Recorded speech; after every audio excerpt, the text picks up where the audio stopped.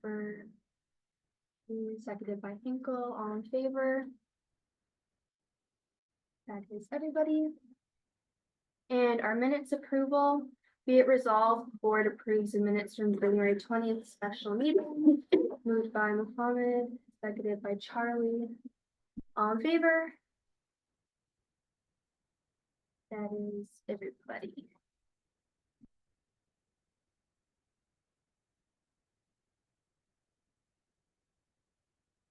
That's okay. Mohammed and Charlie.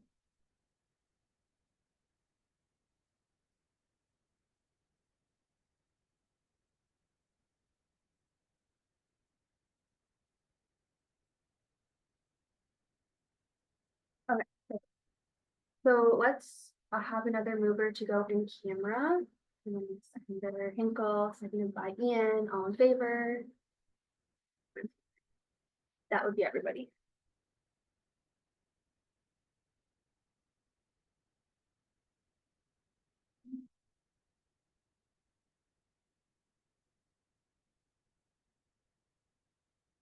So you have been duly circulated student ancillary fees, and what's reported on here is student ancillary fees that existed in 2024, 2025.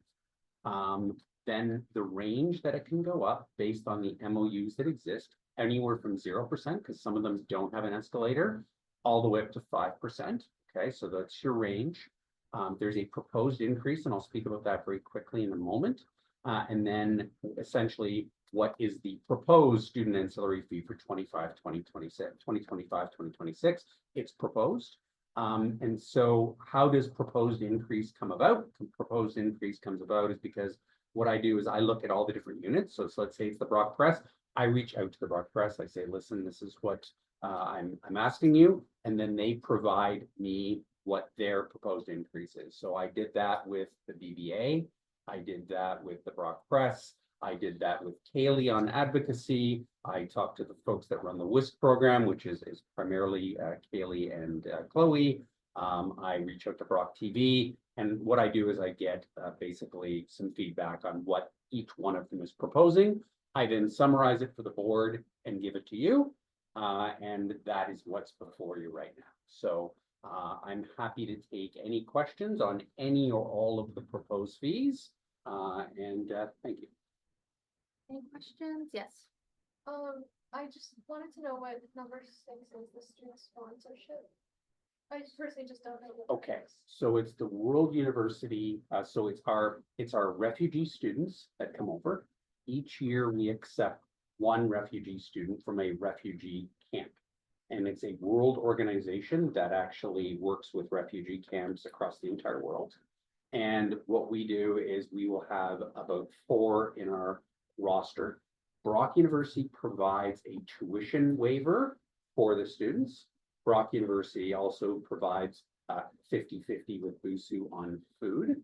And then what BUSU provides is a residence room. And then as we move forward from first year to 4th year, as they're moving forward, they get less and less money from us. So when you're in your 4th year, they wind up with $100 a month from us to help them get along their way. What the goal and objective is to, one, get them out of a refugee camp, because the only way they can go about it is to get actually a country that takes them in as a citizen. And so certainly that's the goal and objective of the program. The second piece is that many of those students also have family members that are there. And ultimately what they're trying to do is establish themselves and bring family members. So that's the goal of the program. Thank you. Cool. Can you remind me again what BUSAC stands for? So it actually is, when that fee was passed, it goes back to the 1960s when it first passed, and it was the Brock University student BUSAC is It's a different advisory committee. And so what it was essentially was initially 4 students, and they were the governance and the operations. What it is today is BUSU, but it's still called the BUSAC fee because that's what it was passed under. All of the terms, however, are actually still accurate. It forms our central administrative costs for the entire student union. It's been changed 2 times. So it's actually been changed, but it still remained as a BUSAC fee, and as such, that's what it's reported as. Okay.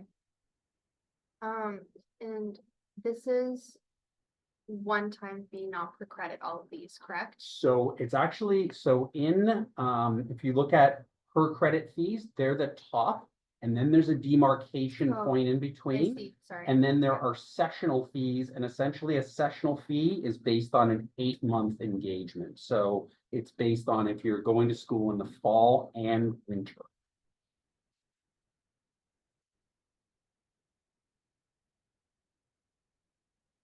Oh, go ahead. So what's the engagement levy if we're charging for students? Like, what's the difference? So a sessional fee is charged once, not on a per credit basis. The engagement levy is charged only to first-year students. And it's a one-time fee for your entire undergraduate experience. Yeah, I remember that referendum being passed, the engagement levy one. Questions? Yes. Thank you, Madam Chair. Regarding the advocacy fee, is there a reason we can't push it one slightly higher? So the advocacy fee has a range, so it can be no higher than inflation, so a CPI factor, and CPI for 2023, 2024, the year that just passed, because we always base it on the year prior, is 2.39%. And that's so because of our MOU, it can only rise to a maximum of 2.39%.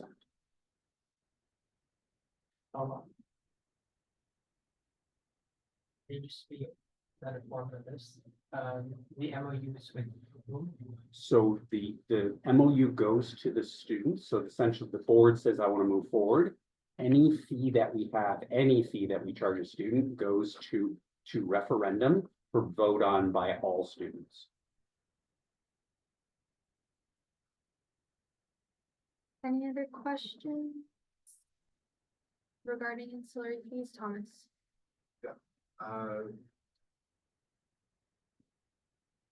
What, just, I know there's no increase in the memorandum of understanding, but what's the different things? So in a building, which we're actually in right now, so for example, if we actually had this, we've paid it off since. At some point in time, you need to do a roof on a building about every 25 years or so. And so likewise, things like windows, you eventually have to replace some things. That's what deferred maintenance is for.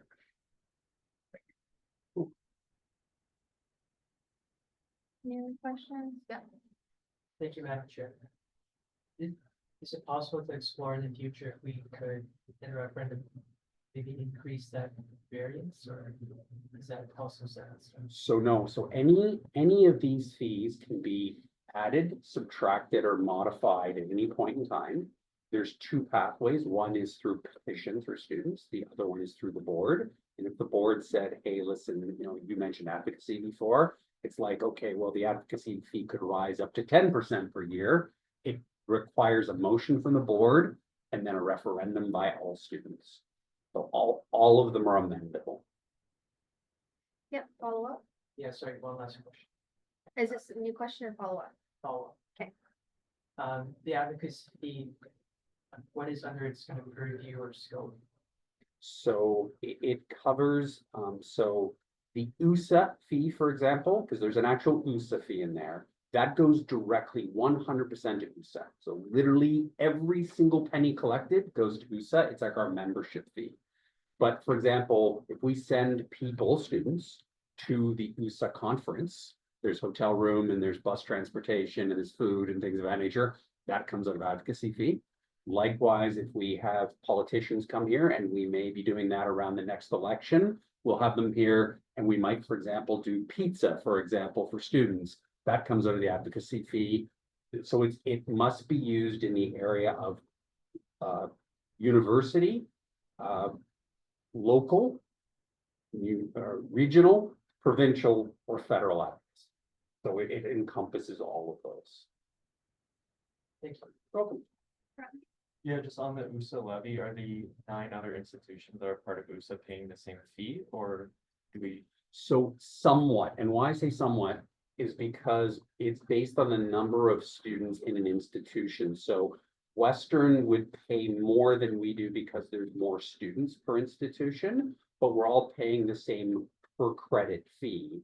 Just some institutions are smaller, some institutions are larger. Thank you. Any questions regarding the ancillary fees? No? Okay. Thanks, Robert. Are we approving anything on that, or that was Yeah, just we need to approve the actual fees as presented, so that's what the motion needs to be, and then I would then send this through to Brock University Finance as approved, if it is improved this evening. All right, be it resolved, board approves 2025-2026 student ancillary fees as presented. Moved by Hinkle, seconded by Mohiz, all in favor. That would be everybody. Thank you, everyone. Oh, is online as well, sorry. Online people? Tina, what are you? Oh, there we go. That's everything.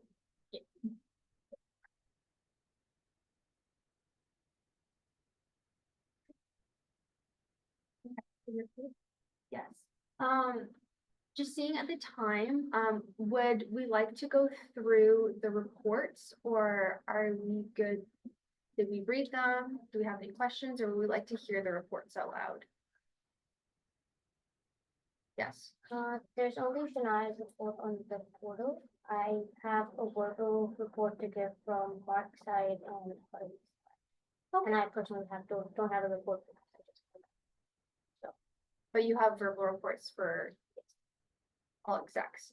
Robert, your report was there. Yes, it is. Did everyone read the general report? Yeah, okay. Any questions on the general report? Nope. Okay, go ahead, Anusha. Okay, so. Okay, so from and Carly was not able to submit it because she was sick over the weekend. So I did tell her to give me a verbal report that I can share with everybody here, and I will ask her to submit it on the portal as well, so that folks can read it again. So, there's, as you all know, the elections were announced, the provincial elections. So there's been a lot of back and forth with Brock's government relations team, and we're working very closely with BUSU, to get some politicians on campus, the candidates that are running for all the ridings.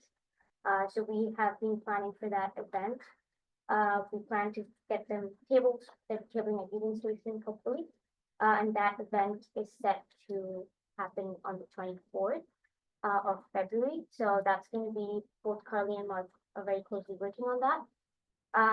We had Elections Ontario come to Brock. They were tabling for 2 days to get students registered as a voter. So we have 500 students who engaged and they registered. So that was great news.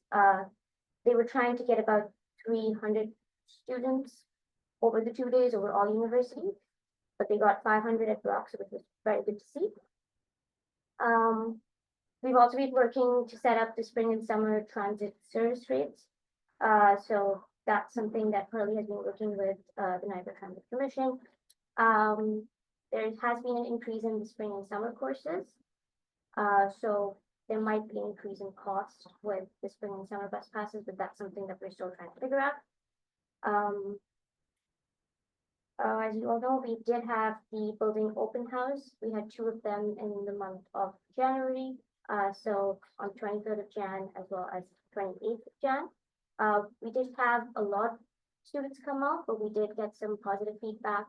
And there was some good conversations that happened, which was nice. We also did have a survey that was running. Didn't get many questions from there, but it was good to just have that students could use. We did receive a lot of positive feedback, and we also got to answer some questions. Students were very happy to see the renderings up there on the boards.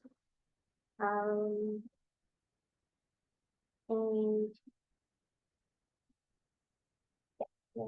Yes, update from Senate is that the student medical absence form has now been updated to the student self-declarate absence form. And that's been passed after a year, so that's quite a bit of, achievement for Senate. It has now included mental health as one of, the options on the form, which is great. So if any student has been going through food insecurity or like gender-based violence, sexual violence, anything of that sort, that can be put under mental health now, which is great. And it is going to be, it's opening up the form to be allowed more than once per term, which is a good start. So students can use it more than once per term. Those are all the updates for Carly. From Mark, the main updates is that USA GA is coming up in March. Delegates have been decided. They will be going to Waterloo, I think, March 3rd. I'm missing up the dates, but it's in March, the first week. They will be going to Waterloo. Mark is currently writing his paper, which is, he's mostly done with it. They're working on body text, and Isabella, our policy writer, is also closely working with him. And again, as I said, getting politicians on campus is not the easiest thing. So he's working with that front as well. And there will be BUSU delegate training that will be happening soon, so that they are all set before the week for Waterloo. Thank you so much. Tonight's report is In Boardable, yeah. If you have any questions. And then just for our next board meeting, we're good to get all of those reports in Boardable. Yeah. Perfect. Okay, any questions for what Anusha has provided us? Yes, please. Thank you, Madam Chair. I don't know if you can speak on it, but I'm sure you mentioned under Carly's report, there was that form. Can you maybe extend some of the implications of that? So when could students, for example, use that form? So I believe it has been approved at Senate now. I think it will, there'll be an announcement that will come out that students, the form is changed, the students can use that form now. They'll obviously have to work with the logistics, changing things, adding mental health as one of the options. So I'm sure there'll be an announcement coming out from Brock as a whole. So, does that answer your question? Yeah, I follow. It answers a part of it. I'm wondering, what would they be using that form for? So that is the student self-declaration form that you, as students, have access to use in case you are not feeling well. So you miss an exam, miss an assignment, seminar. That's a form that you can use. It has up to 72 hours of leverage. So the name of that form has been changed because a lot of things have happened which has not been accommodated in that form. Students have gone through something which they have not been able to explain by the form, and professors have not accepted it. Yeah, there was a lot of like unclearness regarding that form, and professors like not being on the same page, and like there was a lot of confusion in general about it. I know like in previous I've had to use it, and I've had different responses from different professors. So it's good that there's some clarification. Especially last year, we had a passing away for students. A lot of students went through a lot of mental health stress because of that, and professors did not accommodate that at all. So after that, this was more fast track that we wanted to get this out as soon as possible to have mental health as an option for students to use. Is that answer your question? That's it. Any other questions? No? Okay, people are like smiling at me, they want to get up. So let's then wrap this up. Thank you, everyone. Can I get a motion to adjourn? Yes, Thomas, all in favor? All right, adjourned at 9:49 p.m. Thank you so much, everybody. For those running in elections, good luck. Yeah, And thank you. then for those that are